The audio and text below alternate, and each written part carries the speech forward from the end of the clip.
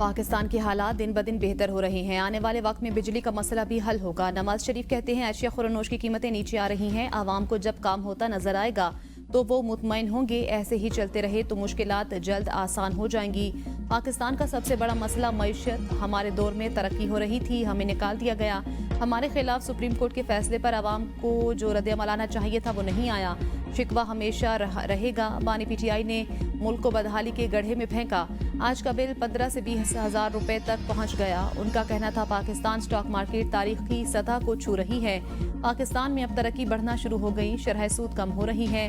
ये अच्छे आशारिये हैं। ग्रीन शर्ट्स 22 साल बाद कैंगरूज की सरजमीन पर जीत की तारीख दोहराने को तैयार। पाकिस्तान और ऑस्ट्रेलिया के दरमियान वनडे मैच का पहला टाकरा आज होगा। ऑस्ट्रेलिया के खिलाफ पहले वनडे मैच की कयादत मोहम्मद रिजवान के सपोर्ट। रिजवान पहली बार वनडे में पाकिस्तान की कयादत करेंगे। बैटर मोहम्मद इरफान का इंटरनेशनल डेब्यू होगा। बाबर आजम, शाहीन शाह आफरीदी और नसीम शाह की वापसी। फास्ट बॉलर मोहम्मद हसनैन भी कमबैक करने को तैयार।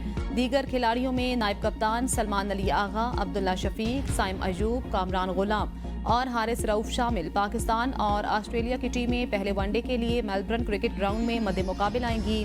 मैच पाकिस्तानी वक्त के मुताबिक सुबह 8:30 बजे शुरू होगा।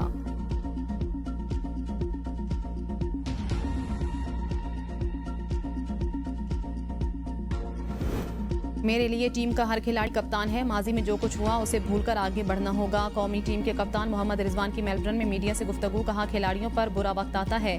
बाबर आजम और शाहीन शाह भी इसी वक्त से गुजर रहे हैं। मैं उन्हें जितना हो सका सपोर्ट करूंगा। नौजवान खिलाड़ियों के पास कारकर्दगी दिखाने का मौका है।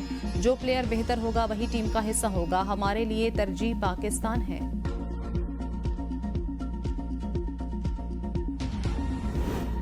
बाबर आजम का तजुर्बा। मोहम्मद रिजवान और कामरान गुलाम का बल्ला रोकना ऑस्ट्रेलिया के लिए इंतहाई अहम। शाहीन शाह आफरीदी तेज गेंदों और नसीम शाह अपनी टेक्निक से उड़ाएंगे विकेटें। कौमी टीम को स्टीव स्मिथ, लबिशन और ग्लेन मैक्सवेल को पवेलियन जल्दी भेजना जरूरी।